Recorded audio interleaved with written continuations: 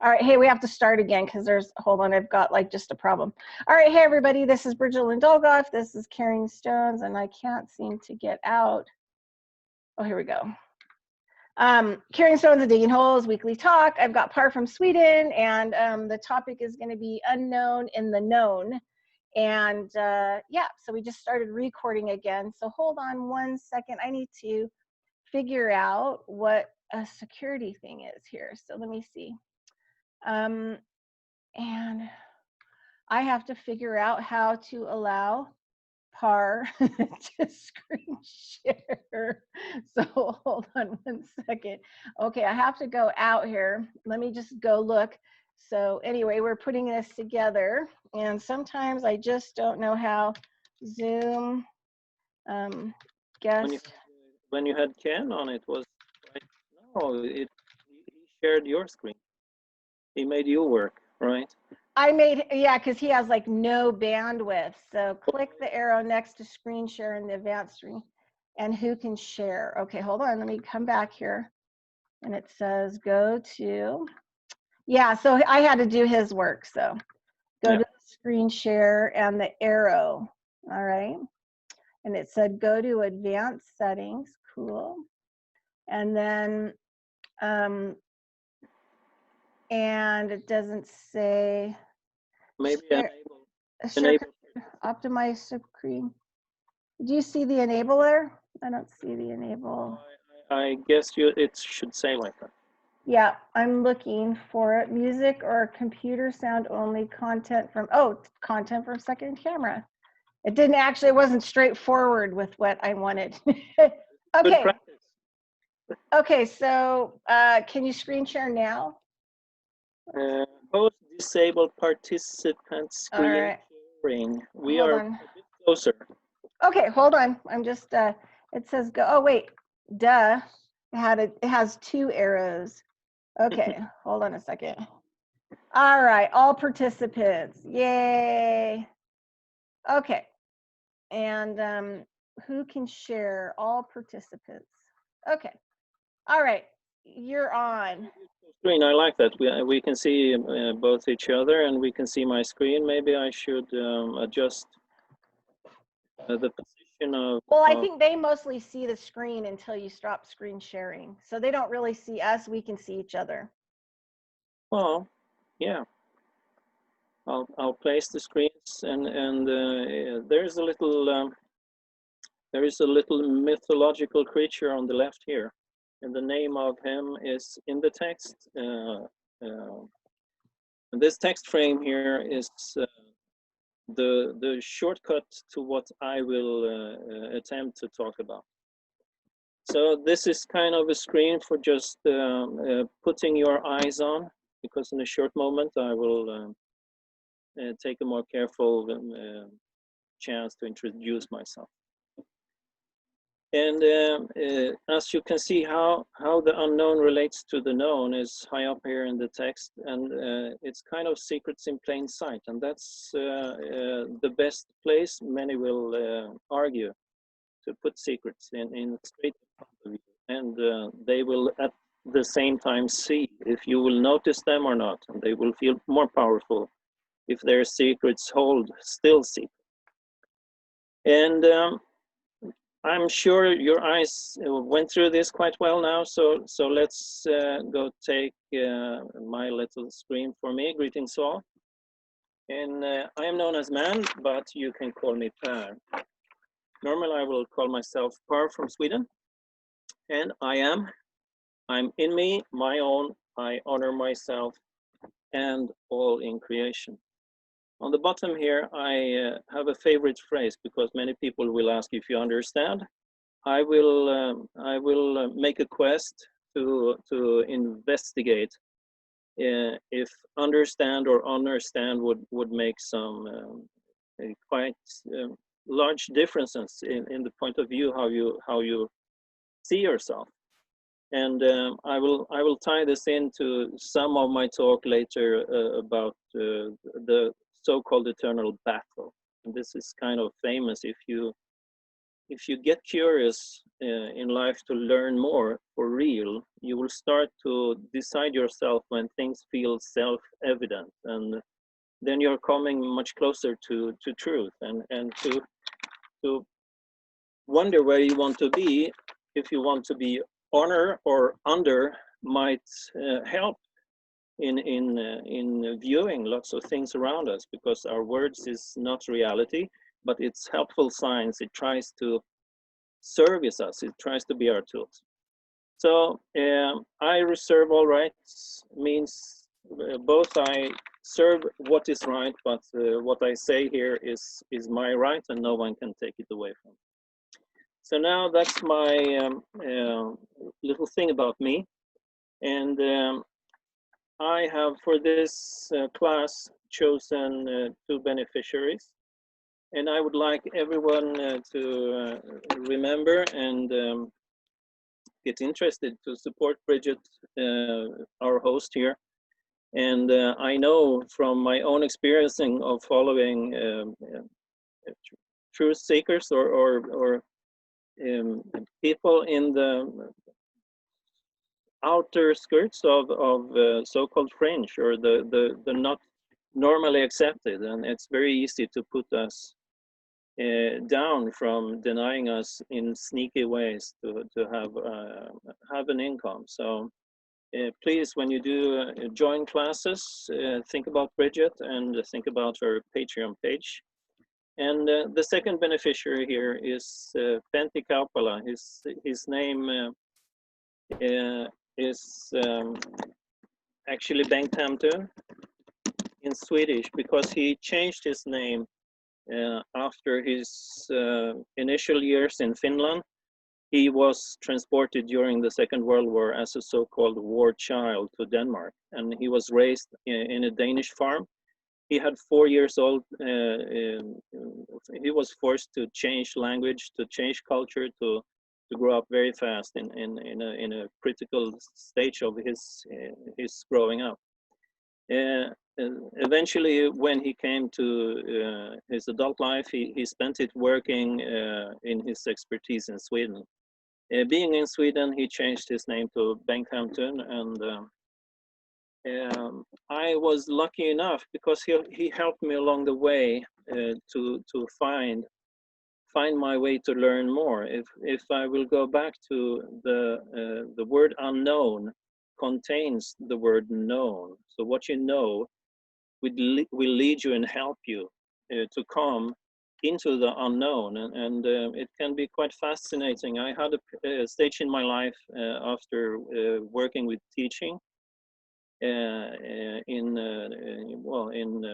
contemporary school. I think that's what we say it like, and that will engage like learning or teaching all the time, and there is a kind of narrow box where you will be put in the public eye, where you will be allowed to speak. And I by chance got invited by a man to make holiday works or semester works. I should say holidays, I guess, because it's the summer vacation.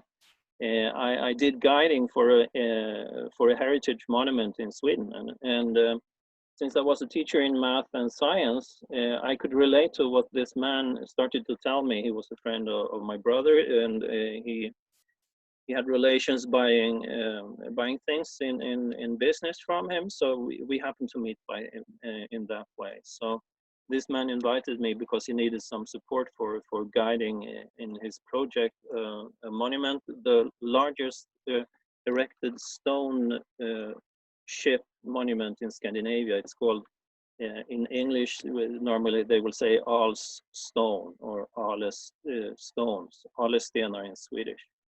So here our beneficiaries, that experience led me into unknown territory. So to see about the unknown, I have some notes here, so I'll better try to stick to them. So we'll have a nice journey here. the unknown is intimately related to the known, and Pentti Kaupala, he showed me how to start to think and relate things yourself, because if you look clearly, I will mark it here on the screen, the known is inside unknown. So he taught me that you will use what you know to describe and to put the new names of the unknown, and it's quite natural in one way, but it's also quite interesting to relate to that. You should start with what you know and try to find the things you don't know and make them come closer to each other. And maybe as for language or whatever subject you will study. In this case, I studied archaeological sites, and I learned the material to present it. And this monument this man was a amateur hobbyist, and he was connecting two different disciplines with the archaeology and astronomy. The famous so-called archaeoastronomy, and that has in some quarters of academia become a very hot topic. The archaeologist is not, they're not very interested in astronomy, and they want to put that on the mat. They don't really like to engage in that discussion that the monument's position maybe will have a very, very strong relation to how the world order around us is oriented. That monument, maybe I could switch to show it a little bit, but before I do that, I have three things I would like to read, and we will try to keep this 1 hour limit, and we'll see if I'll run out of material, or normally it's quite easy to have some spare material over. So I will search here in my screens to go to Albert Pike. And Albert Pike I have a quote here from his book Morals and Dogma. And Albert Pike is one of the, in many respects, infamous persons from Freemasonry, because he has been, it seems, heavily involved in the darker sides of social planning of our world around us. I'll read here. Masonry, like all religions, I'll put down the, if I can, I couldn't put the cameras away. Masonry, like all the religions, all the mysteries, hermeticism and alchemy, conceals its secrets from all except the adepts and sages or the elect, and uses false explanations and misinterpretations of its symbol to mislead those who deserve only to be misled, to conceal the truth with which it calls light from them and to draw them away from it. Truth is not for those who are unworthy or unable to receive it or would pervert it. So God himself, I would ask a question, who his God is when he says like this. So God himself incapacitates many men by color blindness to distinguish color and lead the masses away from the highest truth, giving them the power to attain only so much of it as is profitable to them to know. Every age has had a religion suited to its capacity. The teachers, even of Christianity, are in general the most ignorant of the true meaning of that which they teach. There is no book of which so little is known as the Bible. To most who read it, it is incomprehensible, is as incomprehensible as the Zohar. So Masonry jealously conceals its secrets and intentionally leads conceited interpreters astray. There is no sight under the sun more pitiful and ludicrous at once than the spectacle of the press-ons and the webs, not to mention the latter incarnations of dullness and commonplace undertaking to explain the old symbols of Masonry and adding to and improving, in quotation marks them, or inventing new ones. There is quite a strong reason for me to show that quote, because I'm leading the path of my story into things that was unknown for me. And if you have fresh eyes, you will see, as maybe some say, that secrets are in plain sight, so they are silenced. So when you start to, maybe they are culturally also guarded, and Albert Pike seems to strongly hint in it. Or you would say maybe he's just a liar, a very cunning liar, because that's the tricky part. To really find truth, you'll have to find it self-evident. I spent time in this archaeological monument for 4 summers, and after some time I actually became almost like so acquainted with the monument and the stones themselves. They started to take character, to talk or explain or make my eyes see what the builders of the monument actually try to picture or try to come to life. If you go into let's say a magnificent cathedral, you will clearly see the architect and the building master and all the workers, craftsmen there, has put a lot of intention, and they are really talking to us in all the monument. You can spend a lot of time just going around to try to do that. I have Manly P. Hall. He talks almost in the same manner, and let's see if I can get to Manly P. Hall. I will take another round. Albert Pike.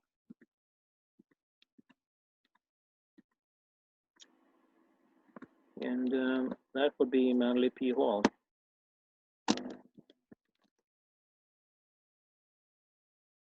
Manly P. Hall is almost even a little sharper in the commentary. By symbols, men have ever sought to communicate to each other those thoughts which transcend the limitations of language.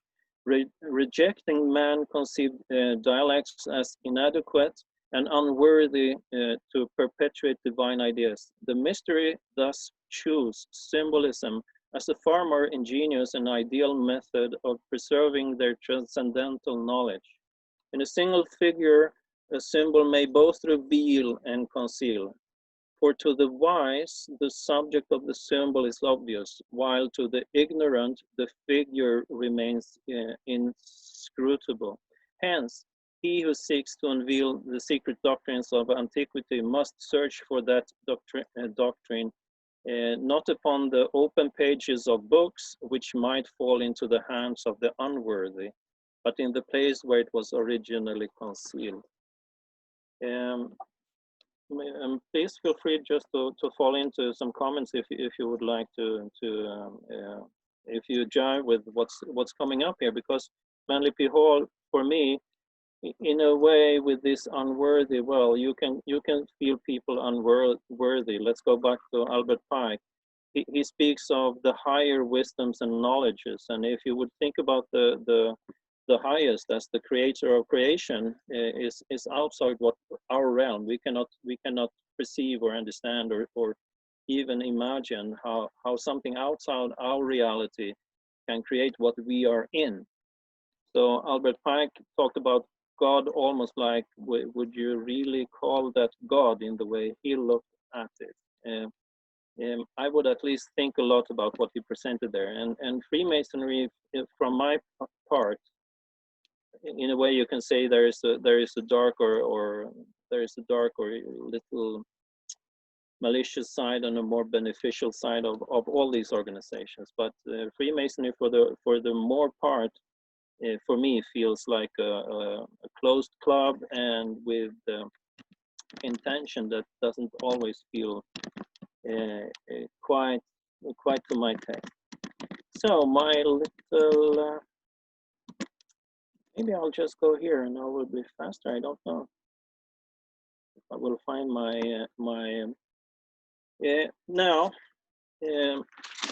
Maybe I should try to show some pictures from I have a folder here. I could try to snatch my pictures from it and go into the monument I was guiding. It has 58 stones, and here is the most majestic stone of them. And actually, over the years, I came to become so much familiar with all the careful constructed details in this monument. So this magnificent stone from the middle scene of this monument receives the midsummer sunset, and there is a straight line through this axis of the ship. It's not there. I don't have pictures to accompany it here. But in the other side, actually straight opposed here is the next largest boulder, and this winter solstice sunrise is straight across in the other side of the ship, and that's actually the majority construction of all ancient pre-medieval monuments, churches, keeps the relationship local for the shortest day sunrise and the longest day sunset. That's the axis of the church, and actually the church will normally have the slang term like midships. It's connected to the symbolism of ship, as ship is a clever way to symbol manner talk about time. It's like the ship flowing on the eternal river of time. That would be the celestial night sky, if so. I could flip some pictures here in my folder to come to one monument that actually is from above from a map. You can search on maybe as Google Maps, and this is straight from above in another location in Sweden. And here you can see the shape of a ship from these stones. So I can try to maximize it to still have it in the screen. And the shape of the ship here is a typical Scandinavian local variation of erected stone monuments. So I was engaged in making guided tour for the largest monument of this in Scandinavia. This is another site, and this site is very well preserved. And I over the years met a very interesting man that has made metrology. He has measured the monument. He has mapped it in a very careful map to reveal some extremely interesting relationships as well in this monument, relating it to the full astronomical features of the universe around us, like clocks and all the points of compass, for example. On and on and on. Many interesting details is illustrated in these monuments. If there could be some more images, this man I met, he has made some quite interesting research to see that seemingly boulders in other locations around, and they can seemingly be more or less, they appear to be quite natural. He has found from very careful measurement the traces of anthropogen, man, the hand of man, and man and hand is the same word. Man is Latin and means hand. Has left a very interesting, intricate, kind of message, and he has measured to find it, and his finger is reading it very carefully. If I will screen in here, the symbolism very interestingly is connected very tightly. We're talking Scandinavia here, very tightly to the Egypt ancient mythology that for its time likely was one of the universally shared base mythologies or tales that was in use. And I would strongly agree with lots of that from my own experiencing of studying these monuments. This occurred. I fell into this field like 2005, 6 or 7 maybe, and onwards for some years. I started to become very interested, and I try to study a bit of what archaeologists say. But many times you would see that they are not interested so much in talking about these things. So it's better if you start to make your own eyes try to become friends with the monument and try to imagine the culture and the people and their time that would erect these monuments to try to discover things. And over time I really started to discover things so much I could make my own typology, sort of. I could start to see characterizations, and I could make type characterization of different animal elements in the erected monuments. And so let's see, after this I brushed on these two men, these two famous men from history and study. Hey, I have just a quick question. Great. Okay, so most usually when you see megalithic stuff, you know, do you think that there's a significance in the fact that it has a ship shape? Because it seems pretty different than most megalith sites. They're usually circular. So let's study. This is a typical Scandinavian fashion. So the symbolism of stones in formation for a ship is more local to Scandinavia. But the general idea of erecting stones is universal. We see it all around the world. And as for making material to talk about it and display, it's very interesting. It takes a little bit time to put it together and natural, but there are really interesting things to discover in these monuments. Here you can see this ship form. Here it's actually you cannot see it too clear. I will mention this is a flat stone erected. It's very tall and it's very wide. It's more wide than your own width of the arms, and the height is maybe as much as 4 or 5 meter high. This is another yet another one. And here, now these two are flat flakes of stones, and they are very thin, like maybe a hand width in the thickness. The stone circle here is kind of very interesting in a fashion. Here is a mound, and actually in careful measurement of this monument, my friend, he found that this ship has the exact half width of the mound width, and the direction is directly exactly to tangent or touch the middle spot here. And there are so many relations among the stones in the positioning and the shape and the size and how it's featured. Like if I will go back to no archaeologist will agree this could be anything in the stone. They will say this is chance, this is happen chance, this is your fantasy making. But my friend, he is actually following his fingers and saying, well, can you feel? I can feel things natural, but right here when I have made a chalking of it, I found a special type of structure in the stone that I designate and believe to actually be man-made in order to show this symbolism here. So this symbolism is most likely present in monuments like this. So if I would expand your question, I would say these monuments in itself talk so much more than people are aware of.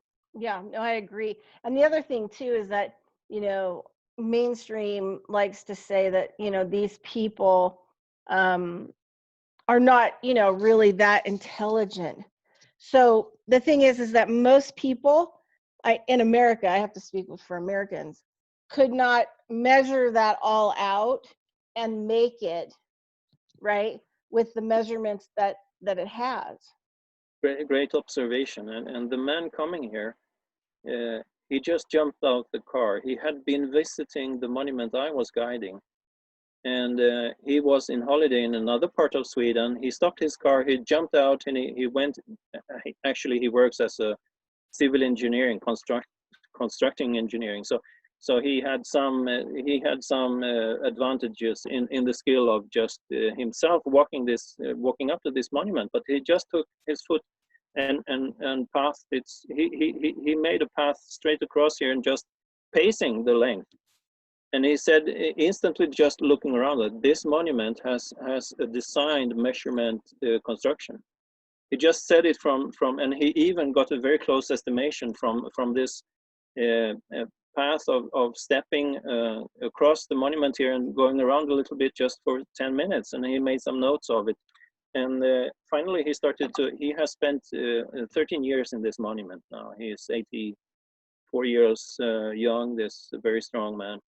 And the level of measurement and interconnections, because the classical archaeological or mainstream science argument will be like, you will present something to him and he will say, well, that could be chance, that could be happen chance, you know. And then my friend, he's actually very clever, so he will say, yes, that's absolutely true. And then he will start to talk about another object, and then it will actually interlink with what he presented before. And some of these spots here can have interlinking, happen, chance, coincidence strikes up to maybe 5-15 other interconnecting relations. And it's extremely interesting to see. The more you study here, and I've done this, because your observation, I would try to tie it back to Albert Pike and Manly P. Hall. If you consider it a short moment, as you said, mainstream science doesn't want to maybe talk the way I do. Why? And maybe Albert Pike really told us they carefully take measures. This is funny language, right? To hide away certain things because we are not worthy. And the interesting thing about the real creation has not even a name, but it is around us and it's self-evident. You don't need a word even for something in creation. You can just stand in front of him and you can meet this being that's there. You can see, hi, I see you, I can feel you, I feel your presence and everything, or you don't even need to talk because it's self-evident, the thing in front of you. And these monuments here, if you spend a lot of time, you will quite dramatically understand, if you open your senses, that the mainstream is carefully actually watchdogs and carefully allowing some things to be said, but other things never to be touched. Actually, in this monument here, I found something that's so astonishing. It would even be noticed in public record that I discovered something here. They'd actually have to take notice of it and make it something publicly quite notable. I will make an announcement in time over some things I found here, because this man, he of course tries to publish this material in a book and give it to posterity to have his work available. I think I would be ready to step into to make a citation of the Old Norse sagas in my own understanding of the best to try to pronunciate Old Norse. I would first take it. Well, actually, I should really first take it in. Would be really beautiful to take it absolutely first in Old Norse. And let's try to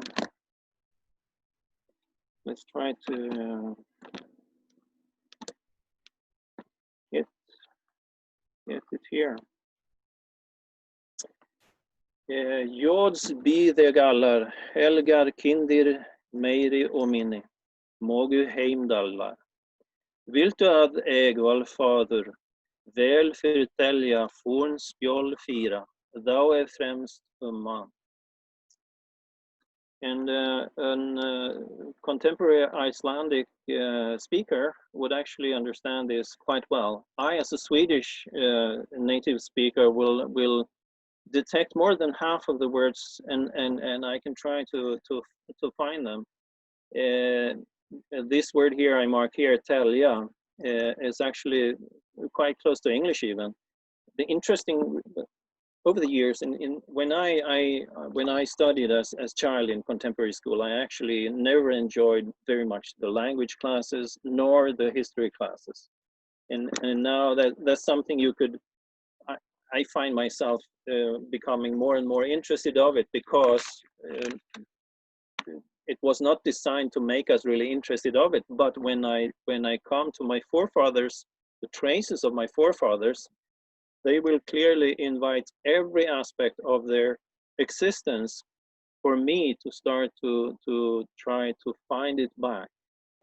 Telja means to tell, and that's quite almost, if I explain it to you, you could see that maybe yourself.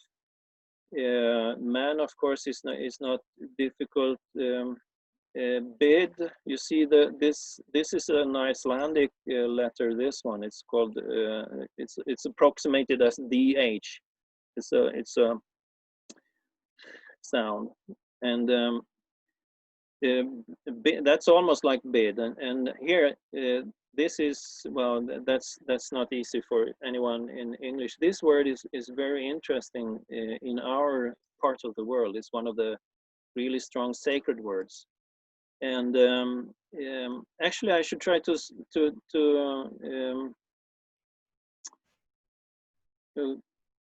read a bit more, but I will take the English version, and what I will land up in, I will what will come to, I will come to the fourth stanza, where here is a text I actually can understand is related to the stones, the erected stones, the archaeological sites I showed you. Here it says, in the halls of the stones. This section here is so misleading in almost all translations. It will lose the touch of the old world's natural connection to these sites I showed you in the pictures. This is natural for our forefathers way back in Stone Age, so-called Stone Age. There were, and another comment from you were that they were not clever before. They most likely were extremely much more clever than when you and me were in school.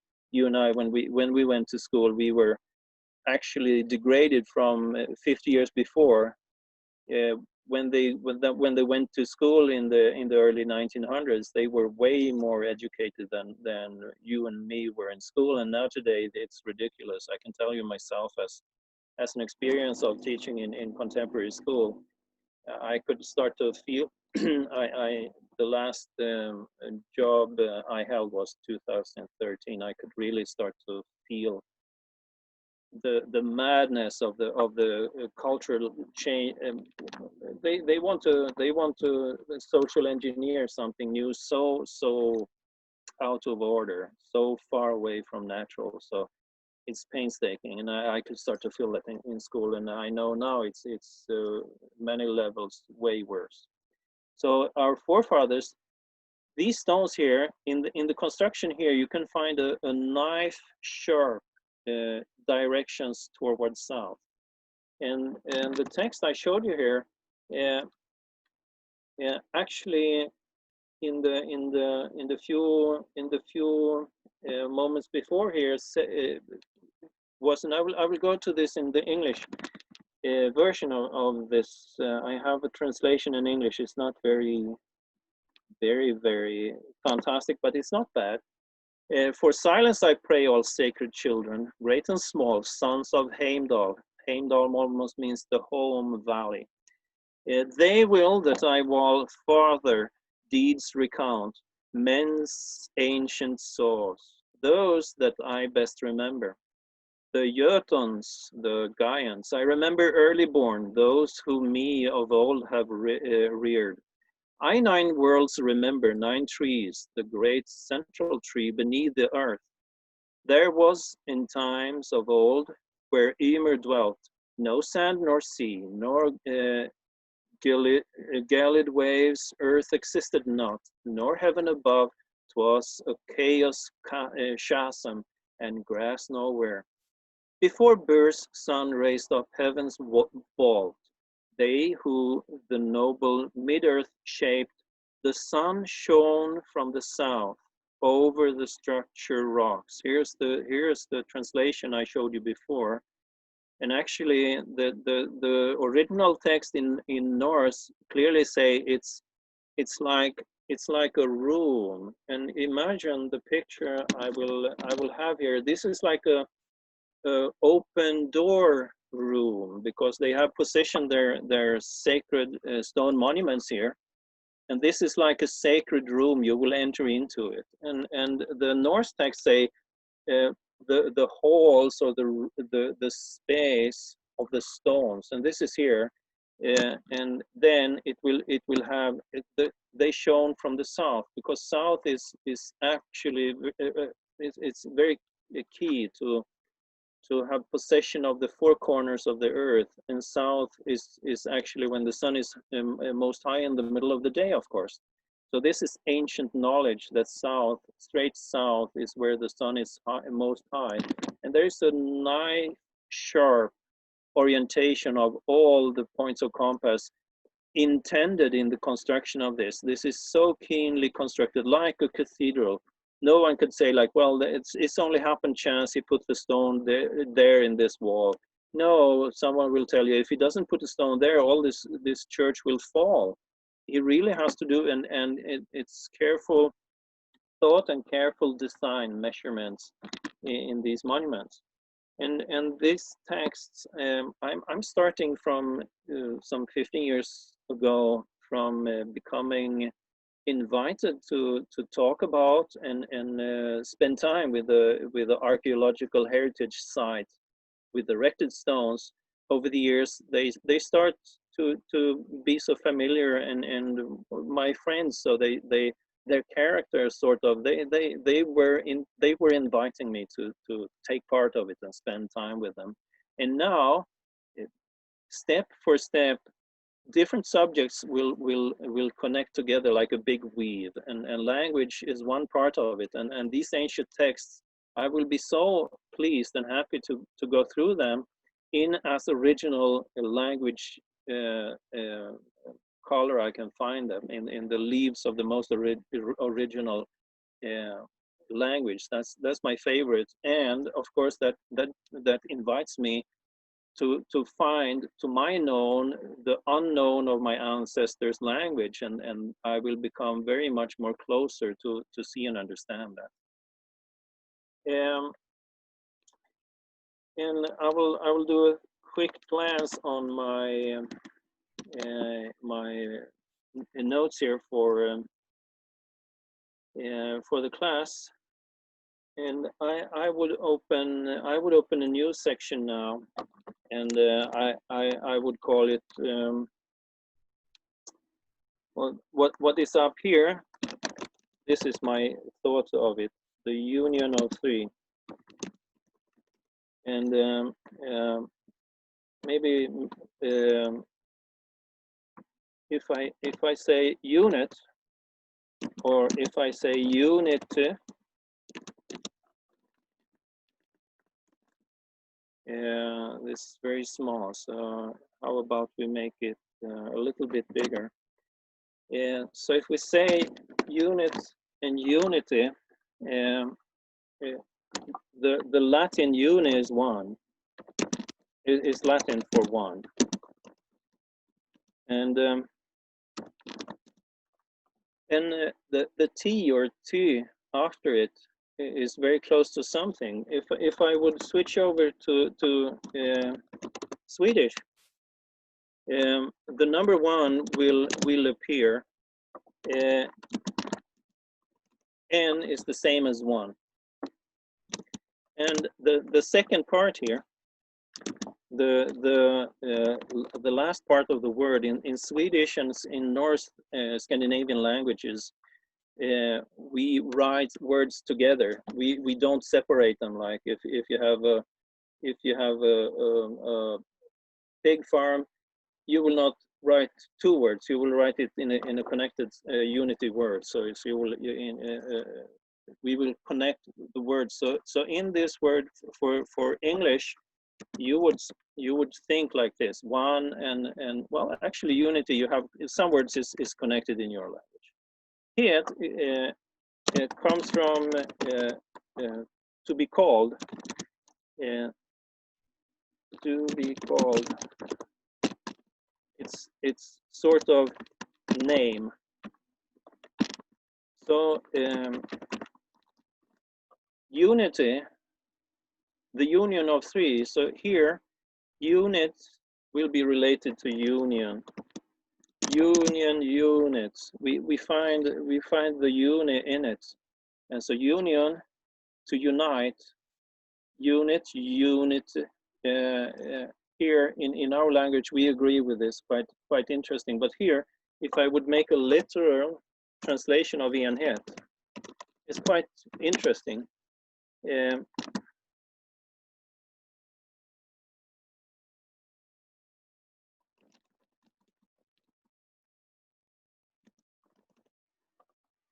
Name of one, but we have reverse sequence of the words. So one will come first in our language. So what's the name of one is actually the way we say enhet, and that's kind of something quite interesting.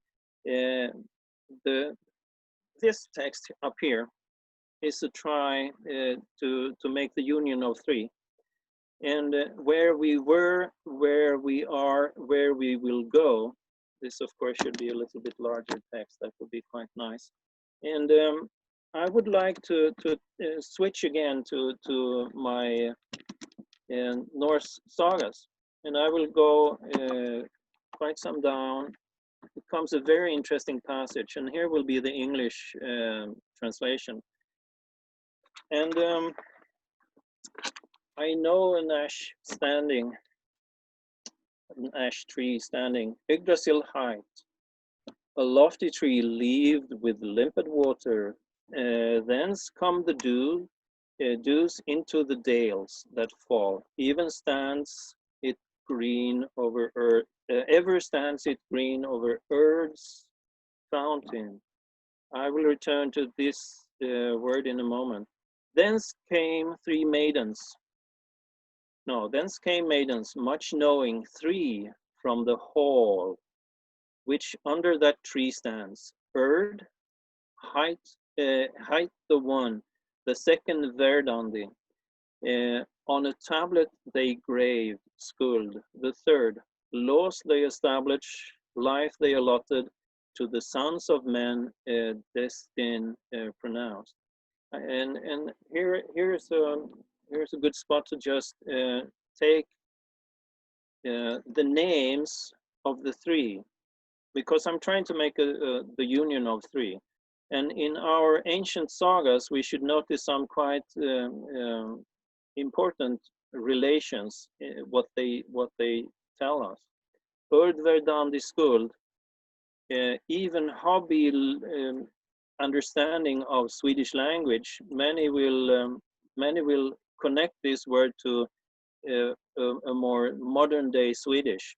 And our language in England, in Sweden, in all Europe in the 1500s, they changed it from our ancient languages in connection still to bureaucrat order, structure, and quite new language. So if you will learn Engelsk, the even older than Old English, it would be so close to Danish or ancient Danish, or Swedish is a variation of ancient Danish. So you would actually in your case, very Old English is quite hard for you to understand, but very much more easy for me to get a grasp of, because it's very close to our languages. That's how close it is. But in the 1500s, the secret order all over all countries went in and designed from a bureaucrat structure how the change of language should take some steps away from our forefathers. Verdandi, Verd is well, it's in our world it's close to Verd, and Verd is actually the world, but it's the being, to be and to breathe, and ande is here. So these three names of the three ancient maidens is quite wise structure to help us see. And here, Urd is in English translation will be called weird, and that will be very close to word. In our language, we will spell word with a simple, let's go to text here. Urd, we should have a little bit large. Urd has an English translation. She is called Vird. She is sitting with the fountain or the well of the world tree, and the world tree is us in the generations before you, or it's us in how language develops, or the relations of the world. It could be an illustration of the world axis. And the tree of life is actually the same symbolism. Weird would be English. The English variation of the name in ancient English, there can be Old English mention of weird. So this you can find in English source text, Old English. And this is akin to a Swedish word.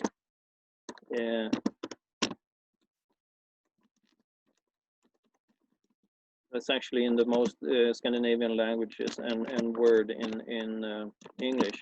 If you take a moment to see here, even in English, you can see the quite clear and close relationship here with weird and word. And in the open scientific community, they will accept that Urd is the image of the past.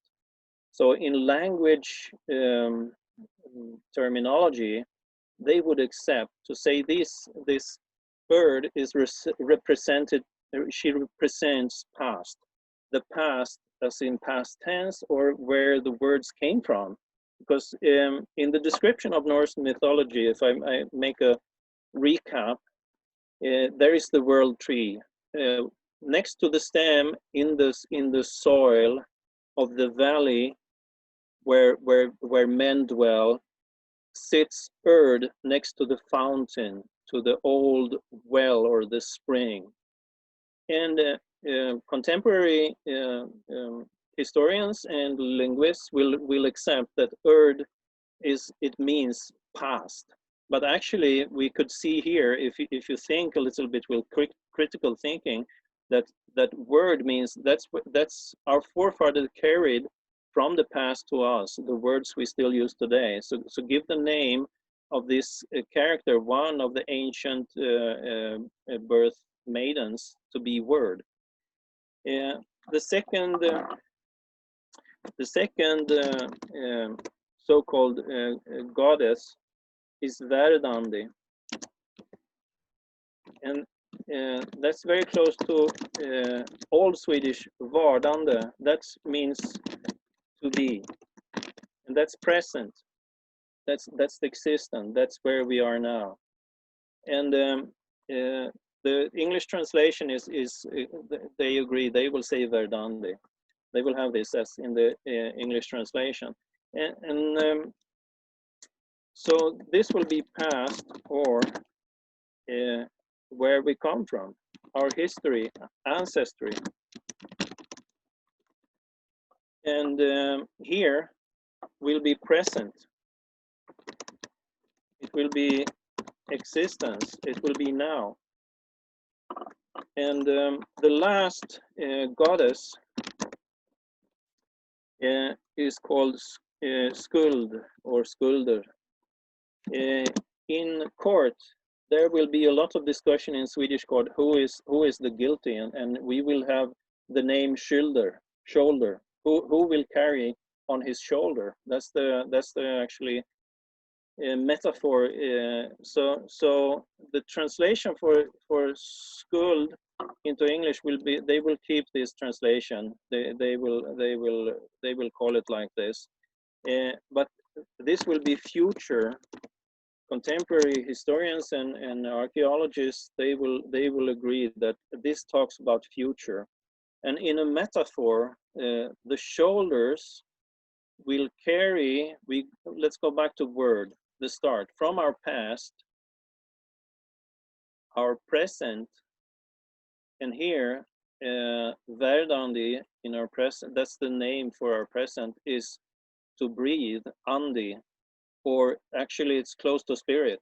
It's the same word for spirit in now. So this is the being spirit is our ancient language actually giving us the hint here.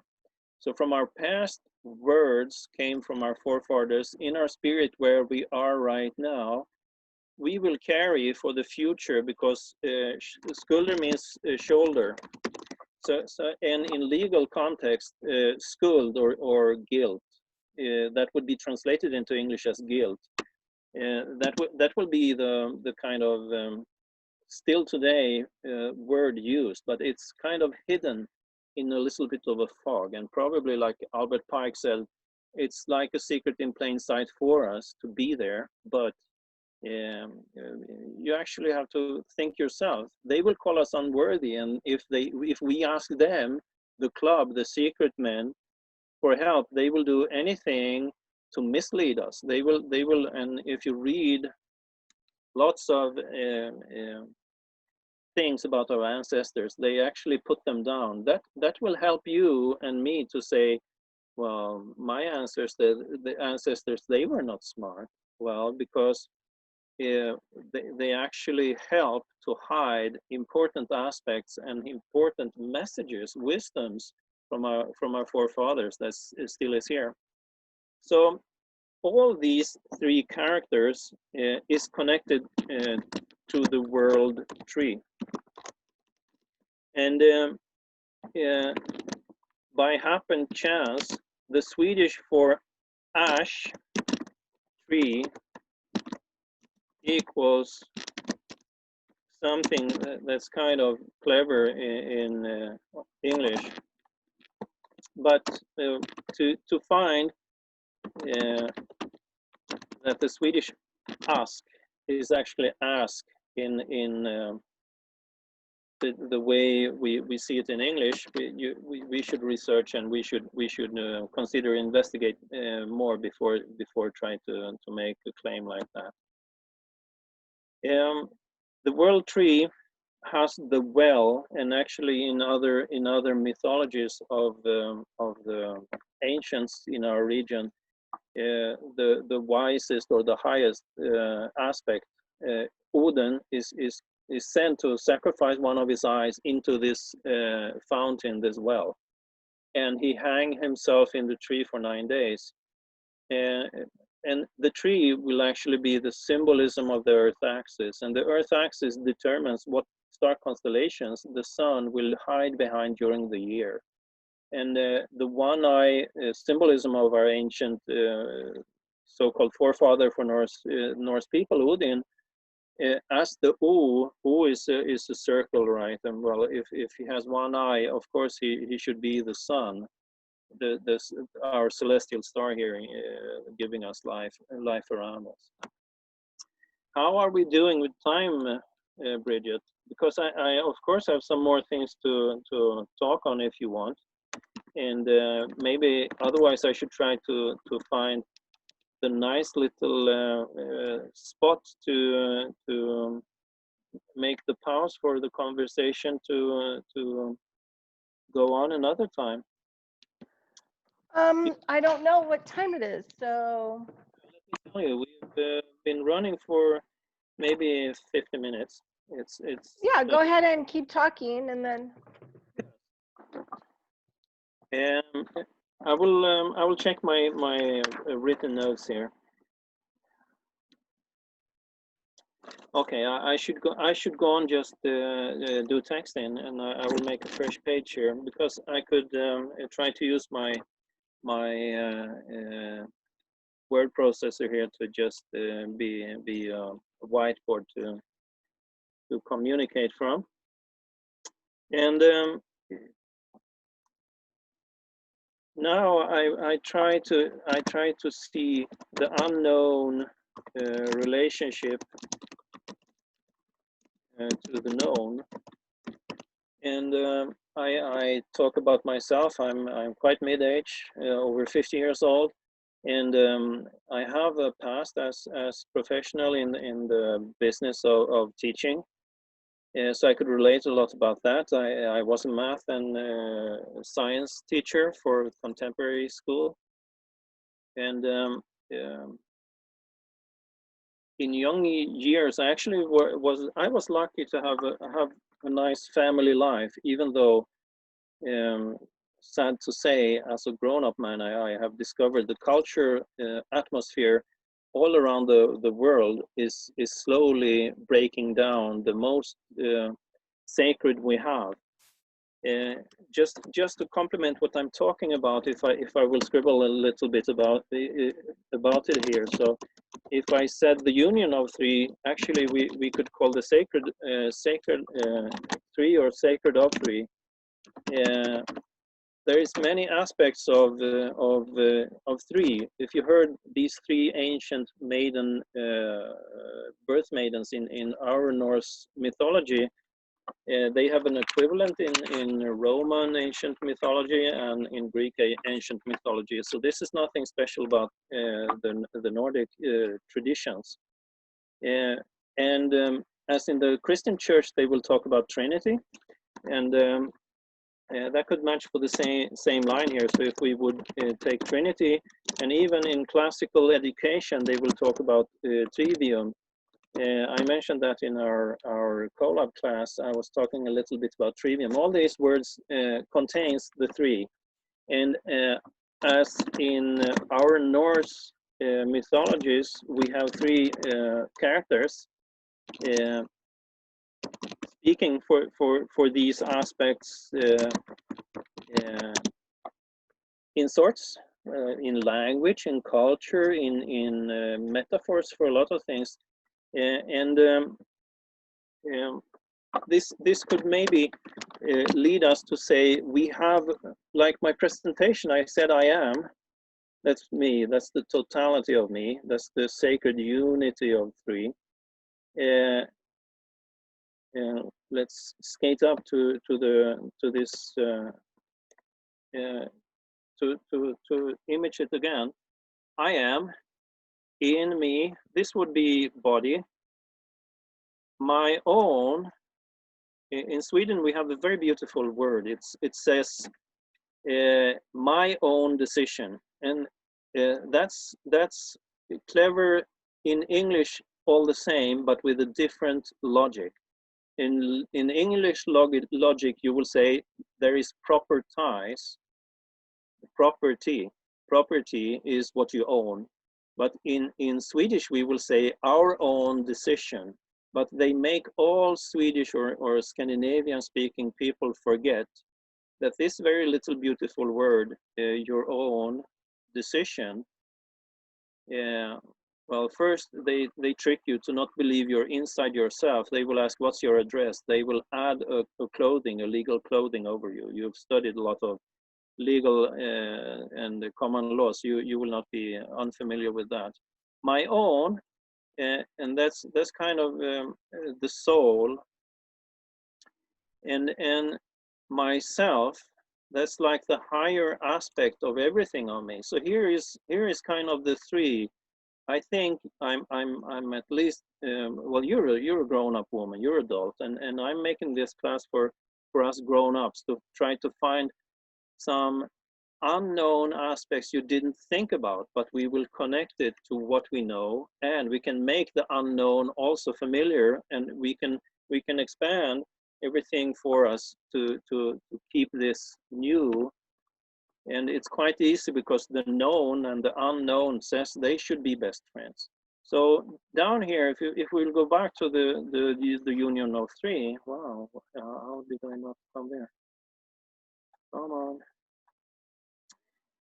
So if I'm sketching here, and the trivium, three and via is road for Latin, and is like it's a tempest or some way how we interconnect all these parts of the world. So three roads meeting is kind of the melody here, and in my presentation I actually made this little, well, it's kind of why is this man talking about himself? Is he snobbish? What's the matter with him? But I have this little kind of connection. I try to connect actually the great wisdom in all peoples, in all cultures. And in the church, they will talk about the Trinity. Trivium is a quite interesting method, and it should actually go backwards from the base level as grammar. Did you ever consider what grammar actually means?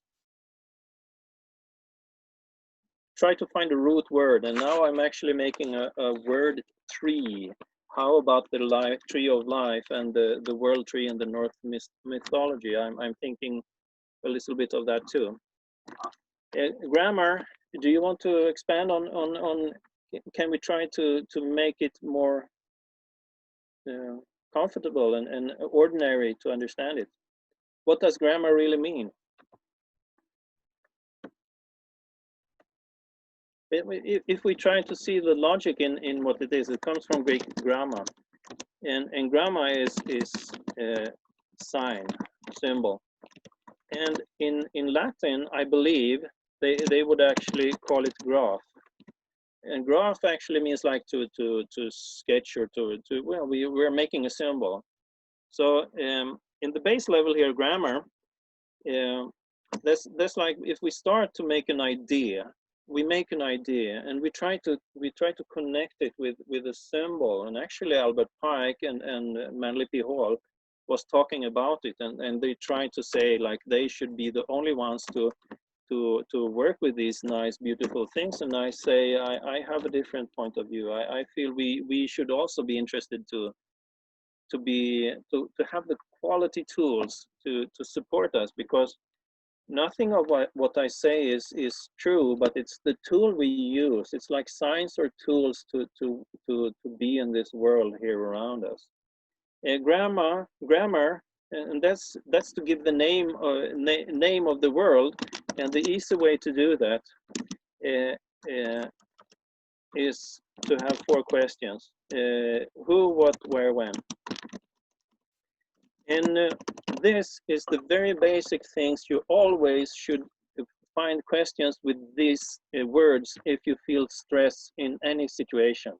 Just listen carefully what someone told you, and pick one of his words and find who, what, where, when about it. And actually, this is a very powerful tool to disguise a fraudster, a deceiver, con man.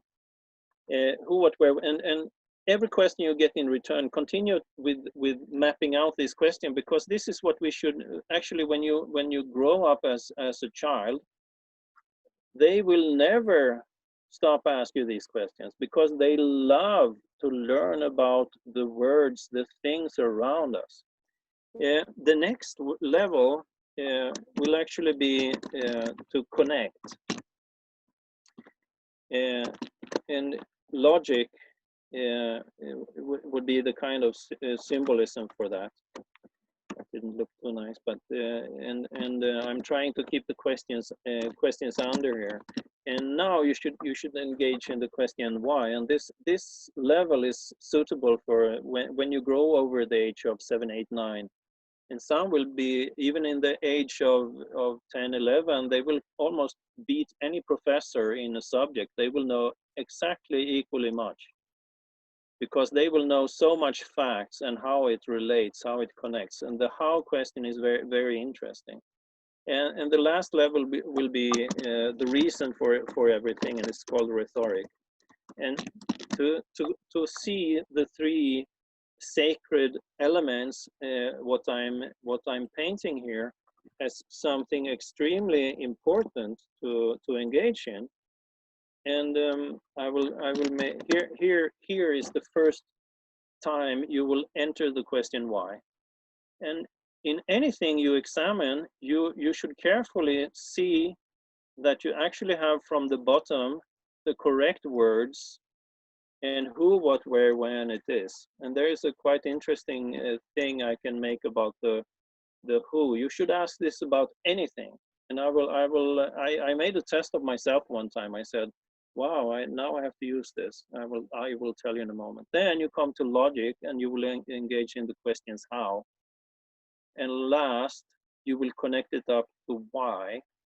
If all these three levels is connected, you are much more sure to be closer to reality.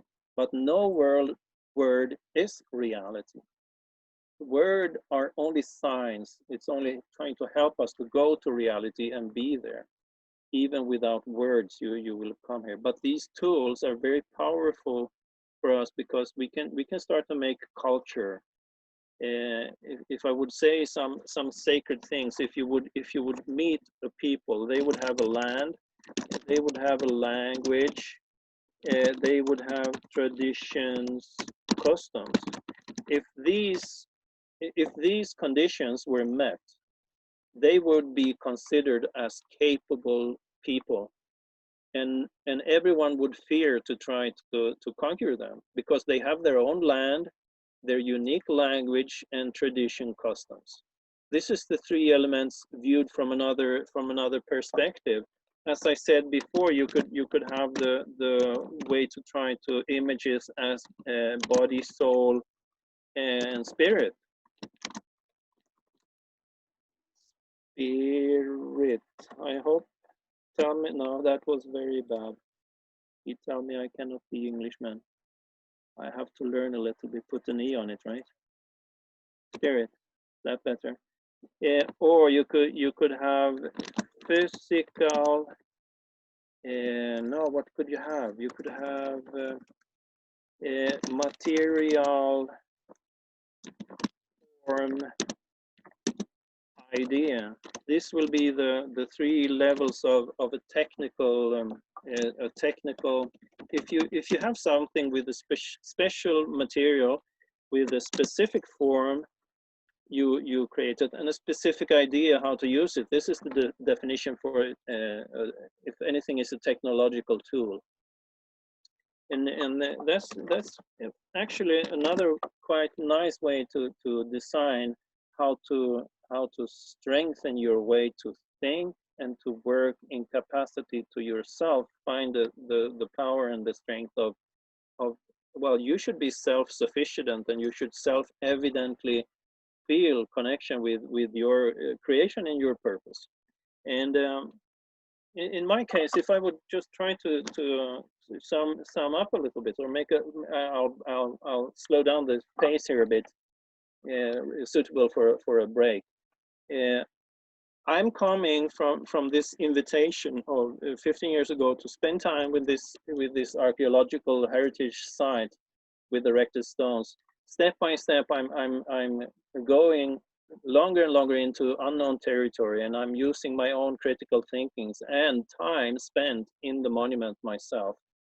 I even start to search material, and that should be the absolutely natural finish point of this, because I've named a second beneficiary of this class, and here is the self-portrait he made. I will find a picture because I met this man actually 3 times before he passed away. He was I'm very happy I did, and he has some extraordinary material available, still accessible on internet, and I sent you the link, and here it is, and you could probably post it after in connection to this.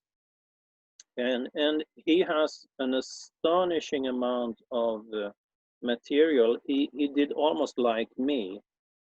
From his own enthusiasm, he started to study his local history, and it branched out in a way suitable for him to connect in multidisciplinary manner.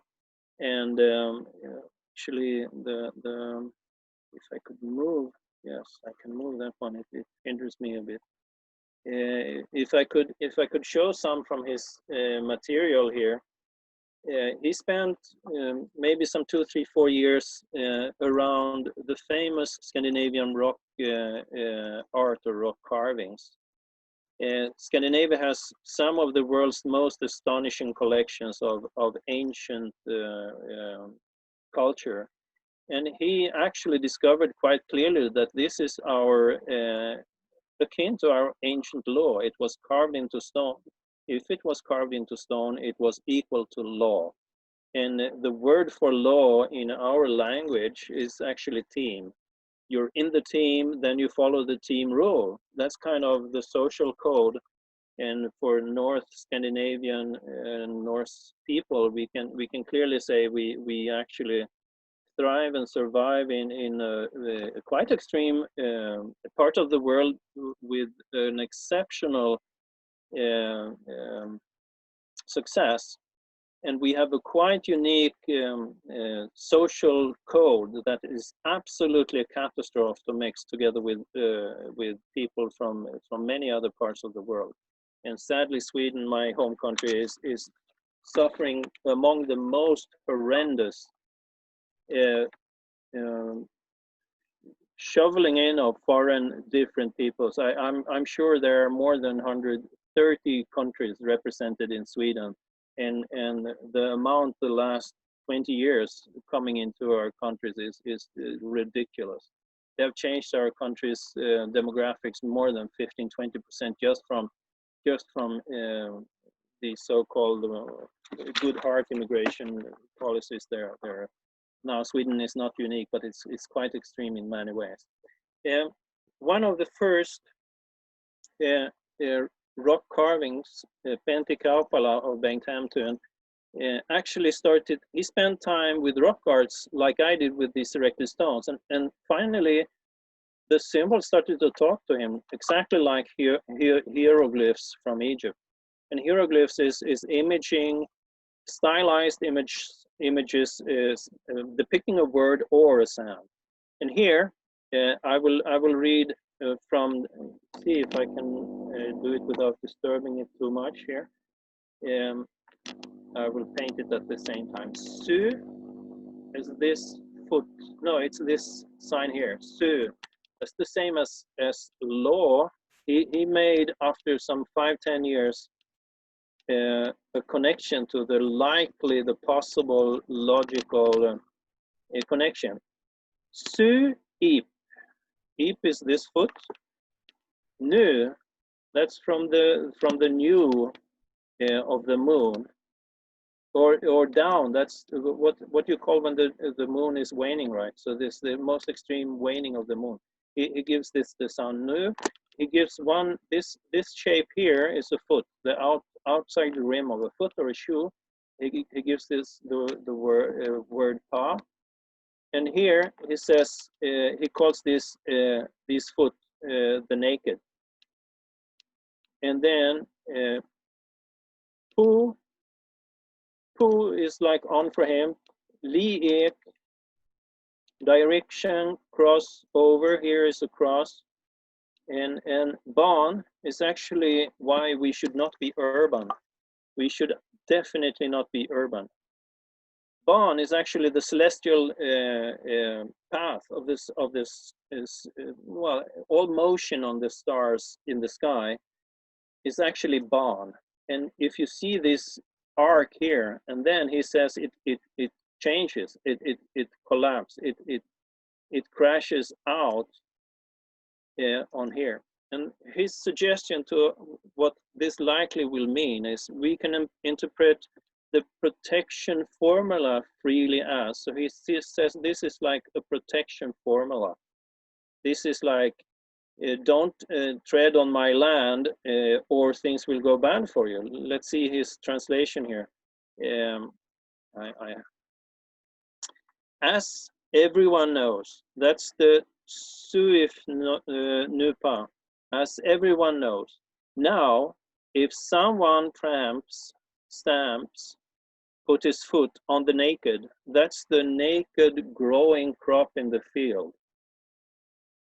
This would be the symbolism here. And the conclusion is he face ill. He creates something destruction bad, and he will carry the burden of anger or wrath. Because an actually very sacred ancient rule is agriculture field that you plow it till you till it, and you make it ready for sow the seeds, and now it's growing season. It's absolutely forbidden to walk past this area. And this is his suggestion, like, as everyone knows, Suif Nupa naked. So as everyone know, if you go on the naked, Puliek Ban Urpa, he actually gets connection to that these rock arts is speaking to us, and if you use some critical thinking and the messages, they clearly have intelligence enough to shape something very careful here. Now these are even more beautifully shaped, because they will actually have sacred crowning, sacred position, exact measurements of the length of the foot and other things here. And that's something maybe I could talk about another day.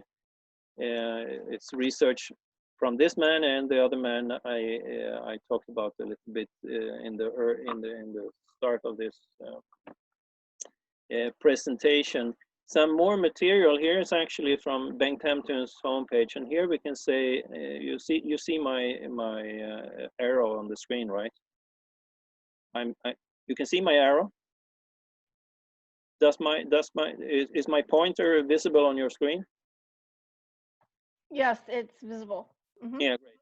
These three characters up here is most likely Urd, Verdandi, and Skuld, the three birth maiden. And actually in our calendar, that would be the three woman name of the summer or the growing month of May, June, and July. In ancient times, most likely it would be Maya or May as a woman name, Juno as a woman name, and Julia as a woman name. For these three critical growing months of the farmland would be depicted by woman fertility, the force or the power connected to woman here with growth.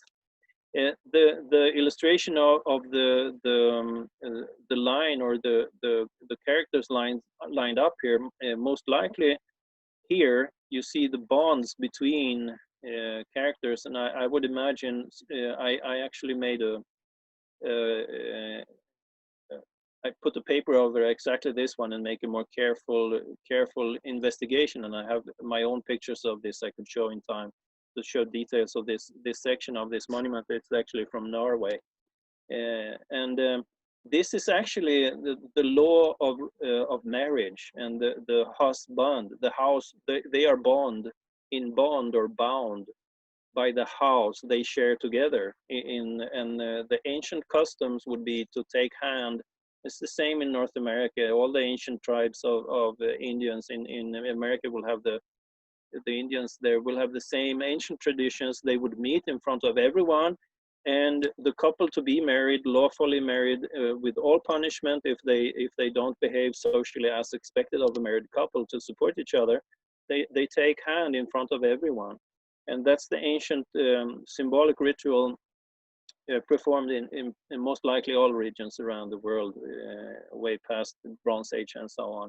Even up to in some oral traditions described as late as maybe at least 14, 15, 1600s in Sweden. I think I can find a count for that. Here are some more rock arts from our region, and well, as you see, it's even some small things I try to. They are very interesting. I really like the subject of the three aspects of many things, or our the past, present, and future, as in language or our culture, and the connection with the world tree, or the world's organization around us, directed by the Earth axis, as the world tree, in a clever way, of course, should also be suspected to tell us as a metaphor as well. It will tell us about our forefathers have the roots in the soil. In our land we live in, and the stem, the trunk, the stem going up in the branches, and then out to the leaves, and that there we will have our family. The sacred of three, of course, naturally should go to the sacred connection of a family, man, wife, and child. So here this is where I landed from my preparation, and I enjoy to talk to you. If you have some questions, please elaborate. No, I was just thinking about there's a place here that I would like to actually get up and actually do more study work, but it's about 2 hours away here in Nevada from where I'm at. Yes. And it is the oldest hydroglyphs in North America. Yes. And it's, up by the Lovelock Cave, where the giants, there's actually Paiute stories about they decimated the giants that were there, the red-headed giants. Mm-hmm. And they have a lot of, like I think what we would call cymatic type symbols, when they take a sheet and then they put salt on it, and then they, project sounds, different kinds of frequencies into it, and the salt makes patterns. Yeah, interesting. Yeah, so there are those patterns on these rocks. Sure. So they were, I think a lot about what my native teachers have told me, and just in the area, and I've seen, archaeologists actually steal stones that actually have symbols on them. And there was one that was at the base of this trail, Thomas Creek Trail in this area, that all of a sudden one day I noticed that it was missing, and there was a sign there that said that the United States archaeology, along with, I think they were using some other group as well, has, taken this rock and put it into a warehouse for safekeeping. Yeah. And I was like, no, you've stolen it. And in this area, a lot of from what I understand from my native teachers, is that they put things into rocks to, let's just say they used rocks to engineer systems, like, computer systems. So they would put a specific type of energy, might be carving or painted, and then, prayer and lots of other things into the rock. And then that rock would transmit that signal. So say they would stabilize the weather, they would, do lots of different things. And a friend of mine, who I had on my show a lot, Paul Martin, mm-hmm. He told me this story about Paul is, I forget how, Paul's, up there in age. And when he was like, a late teens, he was good friends with a man named Wallace Black Elk, who was the son of Black Elk, which is a very, one of the most prolific writings about holy men and their abilities was Black Elk. And so Paul studied with Wallace, and he learned a lot of things. Well, there was a point where they had Paul going out and looking at, and he was actively looking at agriculture or archaeological places where Native people had lived that were massacred, and things were, left. And there's this one place, not too far from here, like 6 hours away, Mount Shasta, where they had this Shasta tribe there. And one of the things that Paul said is that when they started doing the archaeological dig, they started finding like these really weird stones that had like, you know, smooth holes in them and just all kinds of different stuff. And they ended up finding one woman who was like in her 90s that was left, the only one that was left from this tribe. And they were asking her about, you know, these kinds of stones and why they would be buried. And she said, well, we knew that, you know, basically the white races were coming and that they were, you know, going to destroy us. And we hid our technology. This is the way she explains it in her language, our technology. And they showed her this one stone that had like these deep, you know, smooth grooves all over the stone. And she said, oh yeah, that's the rain stone. And they were like, the rain stone. And she said, yeah, the person that it was handed down to in the family line who managed the weather in our area.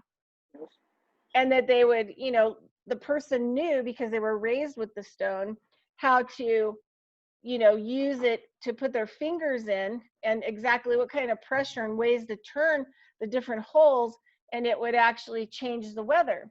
So if they were having too much rain, that medicine person would know how to turn it down using this stone. So I think a lot about, you know, and also too at Steiner's work and him talking about the mineral kingdom and how the mineral kingdom has like the mirroring, he calls it the mirroring consciousness or reflective consciousness. So whatever you put into it, here we go into that magic, right? The reverse mirror, you know, what's reversed. So you can put these applications into the mineral kingdoms and the stones and whatever else, and then most people just see the reverse image. This is right, what we're looking at is the reverse image of what it really is, right? Sure. You know, if we could see it clearly. But anyway, so those are just things that I think about a lot, and you know, like to get up and spend a lot more time up there, you know, up in that area so that I could actually look more. But you know, it's on that bucket list to actually go there and actually feel the stones, you know, and actually look at them. And also, you know, I've thought about just, you know, taking my tablet that has like different kinds of sounds and different types of pitches, and just to see, you know, how it reacts with the rocks, or if the rocks, because of the particular technology and frequencies, because of the symbols on them, you know, could anyway. So those are just things that I think about. I think a lot. And ancestry is I start to realize, and maybe both Albert Pike and Manly P. Hall tells us straight to our face that they are willing to both take the most genius from my ancestors' culture for themselves and almost like you say. So one very critical element. Well, I don't think sometimes, for me personally, I don't think so much they hide it. I think they reverse it.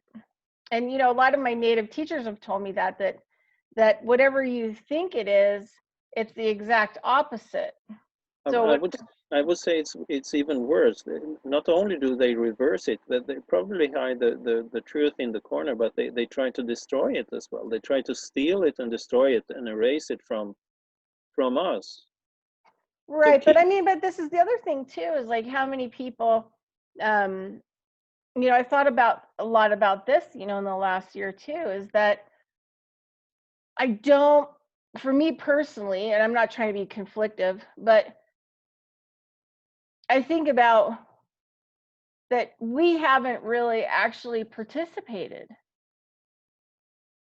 You know, Rudolf Steiner talks a lot about this, is how, you know, once materialism took over, you know, it dumbed down everybody, you know, including worldwide. And I talked to a lot of people that have, you know, that that's the plan. That's cultural approach. Yeah. So, but the thing is that it, you know, I think for me, it's like taking a more active stance with trying to help people understand, so that we're not blaming them, but you know, we're spending more time taking an active stance saying, you know, like, look, I'm not going to participate in that. I'm not going to let you take this, culture away.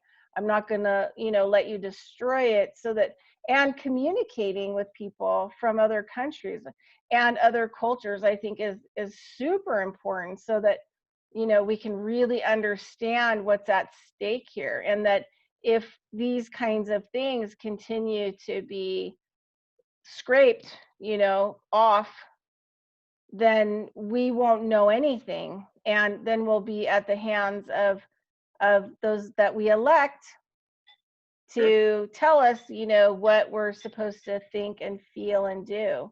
And here, like, I take really big stands, because I have a lot of friends that are Native, and so I do things that I think are more culturally appropriate. For example, I have a really good friend of mine who is Washoe, and she was telling me, quite a few years ago, about how her and her culture feel about Thanksgiving for the most part, the ones that are still practicing a lot of their traditional stuff. And after she told me the story and how emotional she was about it, I stopped participating in Thanksgiving in America, because it hurt me, you know, that I didn't really understand or take her experience. I didn't really know what her experience was when, and her culture was dealing with Thanksgiving, which Thanksgiving was a massacre. They look at people like Columbus as, rapists and murderers and destroyers. So, this culture that I adapted to in America as a white person, is not even realistic. It's not even true. It's not even fact, because of what they did to the people that were originally here. So I think, You, even you, as, you touched something I was intending to bring in, and if I would have a very smooth presentation or preparation, I could be more swift and fast. I would enter to this my initial. I gave a clue about understanding or understanding, because I think the wisdom is shared, because wisdom is the same in most times. In most ways, wisdom is eternal, and it keeps a very strong core that's similar, and you will reach it with the more you try to understand existence and reality and purpose of your life. But I think there is two competent team, and I will call one team the builders and the other team the destroyers. And I think they will use the exactly same words, and they will parade as the same, because they use the same words. It will appear like the parade, the same organizations or the same whatever, because the deceiver teams, the easiest way to deceive is to turn reality 100% opposite. They can use the good terms, but they will only fill it with bad, like you say, destruction. And this is actually the death culture. Or like, imagine the wealth of the 160 to 100 million Russians that were killed during the communism in Russia. This money doesn't disappear. It's actually a very destructive way to be parasite and to devour your victims, and just scoop up everything of wealth to yourself, sell it for whatever, and take the gains and run somewhere else and continue the destruction somewhere else, because you can only destroy so much as a parasite until everything is in danger of falling apart, and then you will be scared that you actually yourself will have to work to create food for yourself. So they will disappear. well, and also too, there's also the point where the parasite over consumes and kills its host. Well, and it will kill himself in the same manner. Yeah. So if you would see a country as a host, that's actually, I think one of the difficult aspects, and you shall know them by their fruits of their labor, is better way to determine if someone is a deceiver or a builder.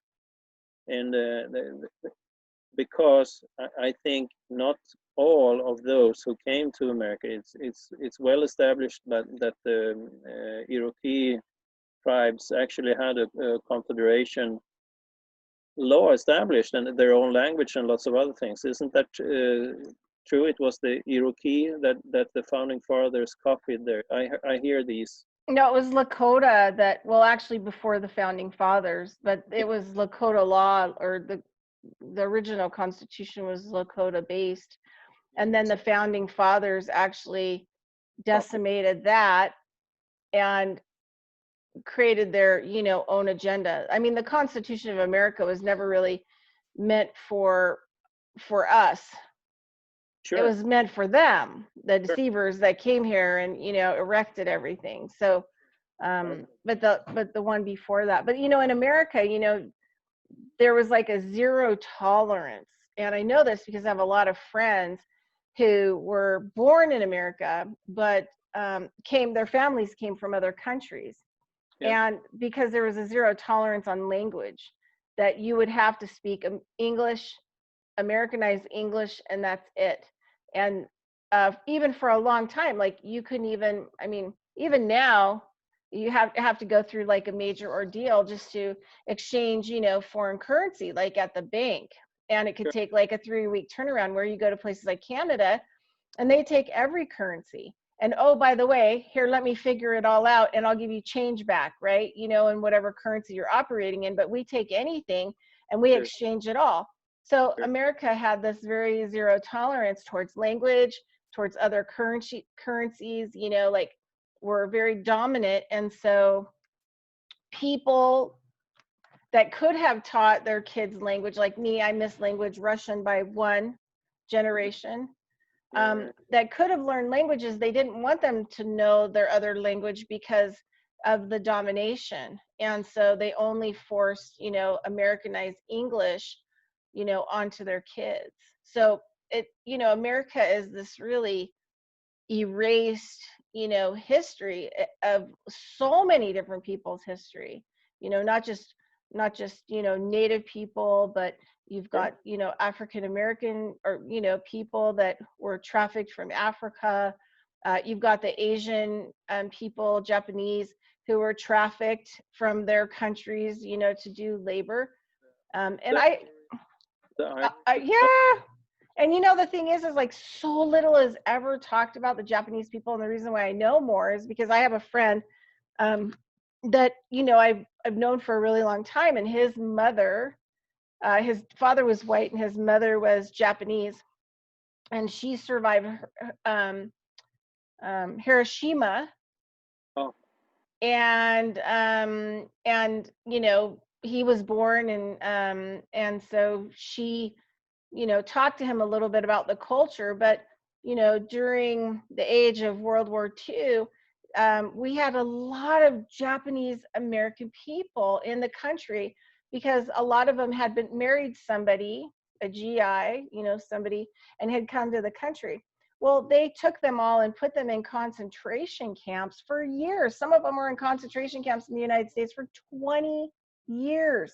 They stole their houses and their resources. So I'm quite confident there is a positive faction in America. So the thing is like, but the deceivers are and nowadays right. So there's like a worse connection with Americans on average with any kind of culture, right? Because it's been so washed away and for so long. Now we have this insurgent of, you know, learning a second language and being bilingual is a good thing in America, but that hadn't been the case until, you know, recently.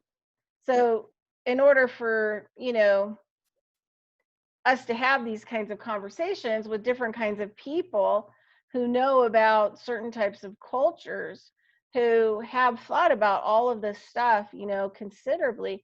I mean, that's why these kinds of talks are important, because we're all trying to put it together. You know, it's a puzzle. And so that we can reverse it, right? In my view, I come closer and closer with the realization. It's a very important task to preserve the history of my own ancestors. in my own culture and the local traditions as well. But this is the thing, is at least you have it. You have it to try to find and work with. What I'm saying, like in the US, you have nothing. Because what I was raised, I don't know anything about my Russian heritage at all. Sure. I'm with you, but in the case of Sweden, it's going rapidly over the cliff in a similar fashion, at least, because my generation had the nuclear family, but that's actually a destruction of the generational family. That's the norm, and the generational family in 100 years was destroyed from the nuclear farm village structure. So even if you carefully think about it, 250 years back in Sweden, for example, and that's the same in all of the world, they destroy the farmer villages. Well, but we didn't, throw them out to be isolated farms. These right. things have been going on, and now we're just reaching the next level where your people will disappear and your sex or normal sexuality or family will be totally. Well, we haven't had a nuclear family in America like since the 1950s, where you had like a woman who stayed at home and took care of the kids. 50 years later, we were catching up, and actually Sweden were a world-class leader per capita in divorces in the 80s.